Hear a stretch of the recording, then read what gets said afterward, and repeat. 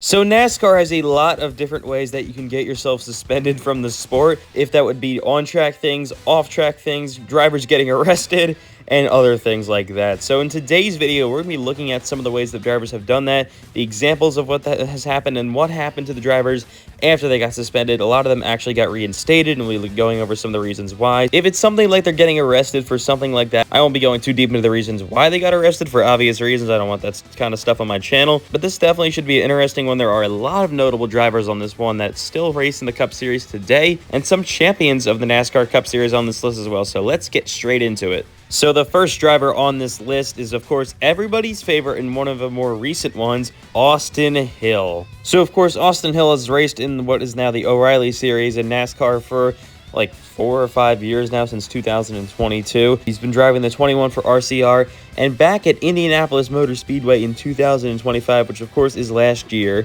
He had this little bit of an incident with fellow driver Eric Almirola where he ended up right-hooking him after I believe Almirola pushed him in the wall a little bit. Obviously, NASCAR didn't take too kindly to that. They immediately suspended him for the next race at Iowa Speedway for the Xfinity Series. This was the first suspension of Austin Hill's Xfinity Series career. He has been known for doing a lot of things like this in the Xfinity Series before. Maybe think back to Charlotte, I think in 2024, got into a little bit with Cole Custer's and some other incidents with his teammate Sheldon Creed back in 2023 at Martinsville. This was, of course, his first official suspension. He wasn't able to show up to Iowa the next week after Indianapolis.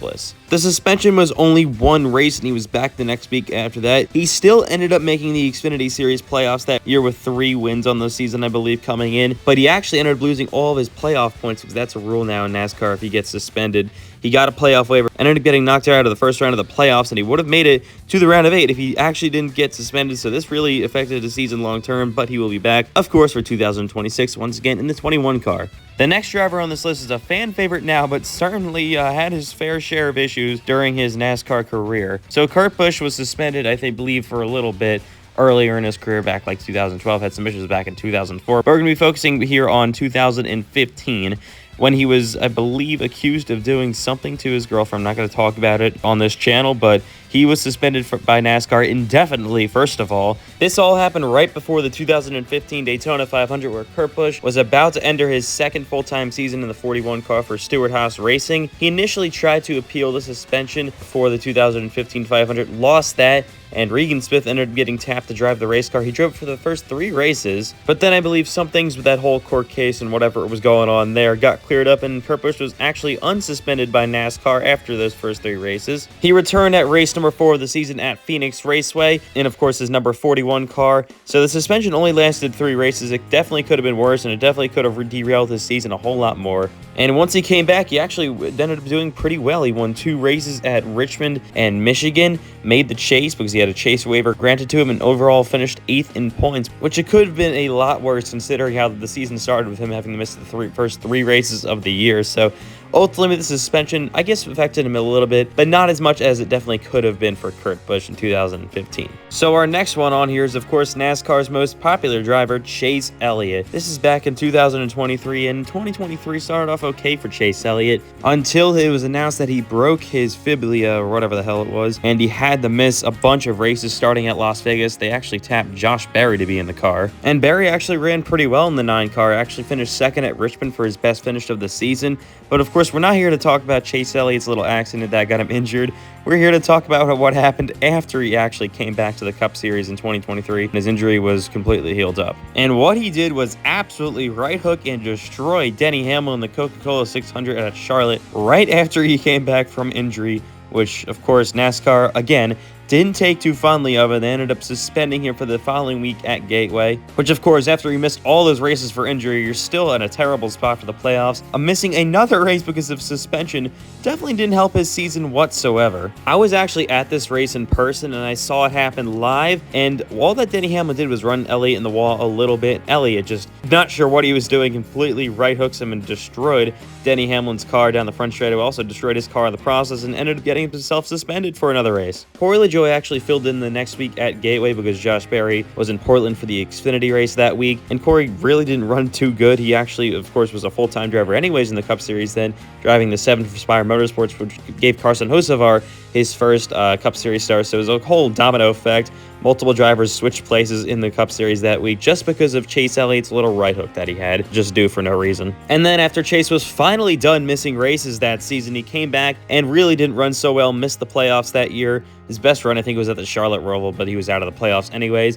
And since then, he's had a few more years in the 9 car in the Cup Series, and has only won 3 more races, one of them being at a super speedway, and the other 2 weren't really 2 dominant victories, and he hasn't really ever been the same driver since getting suspended and breaking his leg. So I would say, even for long term, this suspension, and of course the injury most notably as well, really affected his career. Now our next driver on this list is Cody Ware. So back in 2023, the same season all this Elliott stuff happened, Cody Ware was entering, I believe, his 2nd or 3rd full-time year with Ware Racing, his father's team. Never ever showed anything, was a backmarker pretty much his entire career, and somehow his career got even worse. He was arrested for, again, doing something to his girlfriend I won't say on here, and suspended indefinitely from NASCAR. This all started right before the 2023 Bristol Dirt Race, where Matt Crafton was announced he would replace Cody Ware in that race due to Cody's personal issues. Right after the race, we found out what those personal issues actually were. Cody eventually, of course, was released, but his time in NASCAR, at least for 2023, was over, and the 51 car was driven by drivers like J.J. Yealy, Cole Custer, some others throughout the season,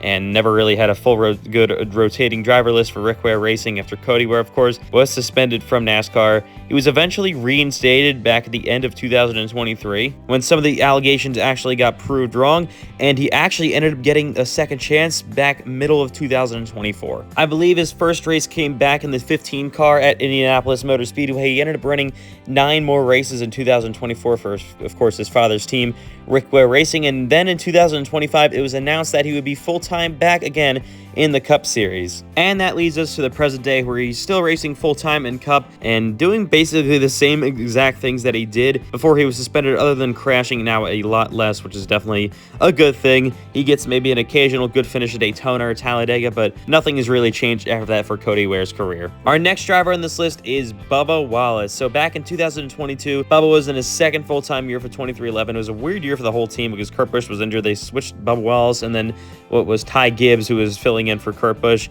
They switched Bubba to the 45. Ty was in the 23. And then at Las Vegas Motor Speedway, after Bubba was way out of the playoffs, didn't win a race all year, missed the playoffs, he had a bit of it run-in with Kyle Larson. So it was at Las Vegas in the playoffs. Neither driver was in the playoffs at that time, and Bubba got used up a little bit by Larson, and then he completely overreacted and right-hooked him down the front straightaway, destroying his car and Larson's car in the process. And then once both drivers got out of the car, Bubba came over to Kyle Larson and started pushing him and shoving him. For some reason, even though Bubba was the one who completely right-hooked him and destroyed his race car down the front straightaway. And for the 3rd time in this video, NASCAR didn't take too fondly of this. They ended up suspending Bubba for the next race at Homestead Miami Speedway after this incident. That gave John Hunter Nemechek the opportunity to drive the 45 car the next week at Homestead Miami, adding to the number of drivers that 2311 wasn't supposed to have on their team that year, but did anyways. Of course, John Hunter Nemechek, Ty Gibbs, and then Daniel Hemrick at Phoenix. Impressively enough, John Hunter actually had top 5 pace to start off the race at Homestead. Unfortunately, he spun out, and that kind of derailed the rest of his day, but still a very good showing for the 45 of John Hunter Nemechek that day. This really didn't affect the rest of 2022 for Bubba because he was out of the playoffs anyways, but next few years he went winless, but then in 2025 won his first race since then.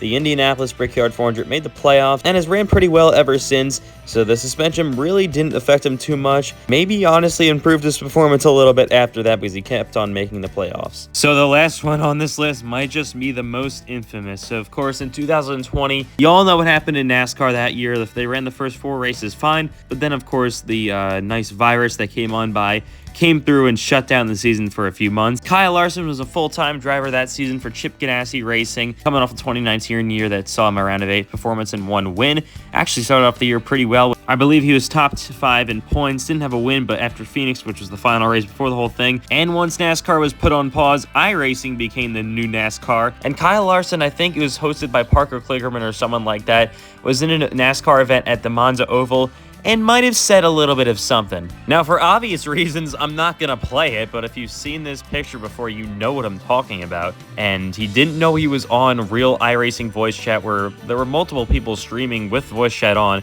So it was heard all around multiple different streams, including Garrett Smithley's here. And obviously, NASCAR didn't take too fondly of it. He was immediately indefinitely suspended by NASCAR, and Chip Ganassi Racing short after that fired him. He lost every single one of his sponsors, and his career looked like it was over. That is, of course, until NASCAR reinstated him, I believe late in 2020, and he ended up getting a second chance and a much bigger chance than any of us could have ever imagined after what happened. But before any of that happens, he of course was not able to race for the rest of the 2020 season. Once NASCAR came back, and Matt Kenseth actually ended up getting tapped to drive the 42 car for the rest of the season. He finished second at Indianapolis Motor Speedway, but that's just about all the highlights he had that year. Pretty rough season for Matt Kenseth, but it was to be expected from him not racing in the Cup Series for that long. But going back to Kyle Larson, immediately after he was unsuspended from NASCAR, it was announced that he would join Hendrick Motorsports for the 2021 season, which was definitely an upgrade from Chip Ganassi Racing, and you all know what happened after that. He immediately became the best driver in the Cup Series, winning 10 races in 2021 and the championship, has won another championship since then, won a ton of races, and he probably has been the best driver in the Cup Series since he got signed to HMS. This is, I think, the only example in this video where the driver that got suspended actually got an upgrade with equipment and became a better driver after all that ultimately ended up happening. Of course, this is the most famous example of what happens when a NASCAR driver gets suspended, and then of course it's had the most ripple effects of what happened after that happened because of what Kyle Larson has done in the Cup Series since, of course, joining Hendrick Motorsports after his big suspension. He still hasn't really had too many sponsors, shockingly. HendrickCars.com is on the car basically every week, maybe Valvoline sometimes, which is just a Hendrick sponsor, but still, Larson has been the best driver in the Cup Series since he returned. So that, of course, was our look at these NASCAR drivers that have gotten themselves suspended over their careers in NASCAR. Of course, a lot of recent examples in the last maybe 5 or 6 years, and then a bunch of drivers that are pretty notable, and then some winners and champions also in the NASCAR Cup Series. So maybe we'll have some more suspensions coming. Hopefully we don't, but I mean, there could be some notable ones just right around the corner, but you never know what could happen in NASCAR. Hopefully you guys enjoyed this video. Make sure to subscribe and like if you did, and I will see you guys in the next one.